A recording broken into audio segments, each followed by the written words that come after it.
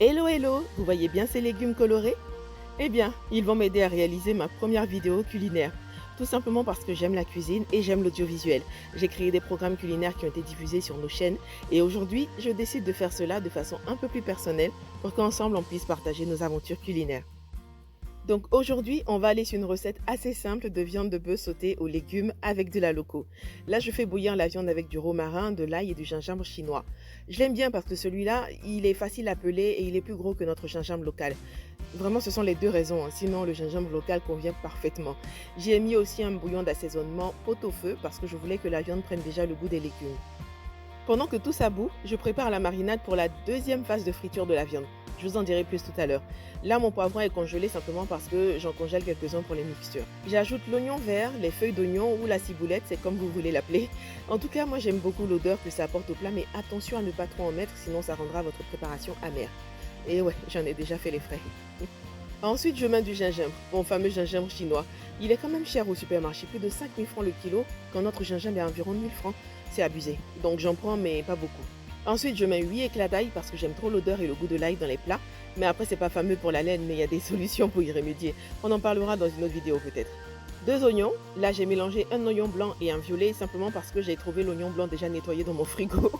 Et le mélange ne m'a pas dérangé pour ma mixture, donc on y va.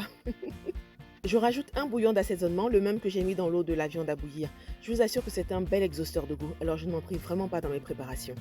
Du poivre noir en grains pour qu'il libère bien sa bonne odeur dans la marinade. De l'huile. Alors, je mets de l'huile au lieu de l'eau parce que comme je fais un sauté de légumes, je ne souhaite pas que la marinade devienne une sorte de pâte à la cuisson. Dites-moi si c'est une fausse croyance que j'ai parce qu'en tout cas, c'est ce que je me dis. Partagez aussi vos recettes de marinade, ça serait sympa qu'on puisse varier nos recettes avec les astuces des uns et des autres. Et c'est parti pour le mélange. Oui, j'ai dit les uns et les autres tout à l'heure parce que tout le monde est invité au partage. Et quand on voit le nombre de chefs cuisiniers hommes, ce seront peut-être même eux qui vont partager les vraies astuces ici. Alors, allez, on retourne à la recette. Regardez cette superbe couleur de la marinade. Et elle sent super bon, je vous assure. Ah là là, j'aime trop. Allez, on continue.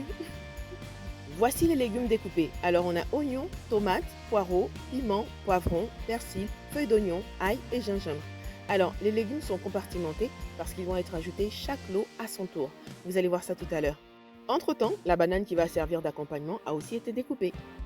Ok, après 2h30 de bouillance, bouillie, je sais pas comment on dit, dites-moi si vous savez. En tout cas, après 2h30, la viande est bien molle, ça sent super bon.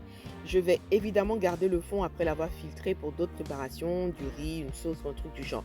Je retire les morceaux de gingembre et je remarque que l'ail a fondu, donc je ne le vois plus du tout. Mais bon, je sors la viande du fond pour passer à la friture. Bon, j'ai manqué de filmer la première phase de friture. Vraiment. Enfin, mais bon, sachez juste que je l'ai fait frire simplement comme on frit du poisson, du poulet, etc. Donc là, c'est la deuxième phase. J'ai rajouté un peu d'huile et là, je vais rajouter la marinade. J'ai pas tout mis finalement parce que la viande n'est pas vraiment assez, donc j'ai gardé la moitié de la marinade. Et je mélange bien pour que tous les morceaux s'imprègnent bien de la marinade. Après à peu près 3 minutes, je rajoute les légumes en commençant par les oignons. Je vais les faire suer dans la viande parce que de tous les légumes prévus, ce sont les oignons qui mettront un peu plus de temps à cuire. Et en même temps, ils vont aussi libérer leur odeur dans la viande. Donc là aussi, on mélange bien pour que les oignons puissent bien se disperser. Et quand les oignons deviennent translucides comme ça, je peux rajouter le deuxième lot de légumes, c'est-à-dire la tomate, le poireau, le poivron, le persil, les feuilles d'oignon et le piment. Là, je rectifie l'assaisonnement avec un cube au poulet. Alors, sans citer de marque, je ne sais pas comment ils ont fait, mais ce cube passe sur tout, je vous assure.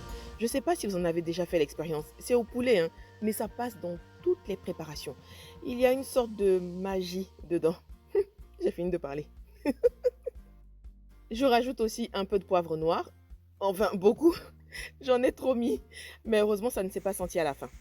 Ok, donc on mélange le tout et on laisse mijoter à feu doux pendant une cinquaine de minutes encore. Là, moi, j'invente des mots, hein. Je ne sais pas si cinquaine existe. Là encore, dites-moi si c'est vrai. Enfin, on rajoute l'ail et le gingembre car on est en fin de préparation. Ils vont donner une très belle odeur au plat et j'aime beaucoup ça. Dites-moi si vous avez déjà essayé ça ou si vous avez une autre astuce pour apporter une belle odeur à votre préparation. Donc, on mélange le tout et on laisse encore mijoter une cinquaine de minutes.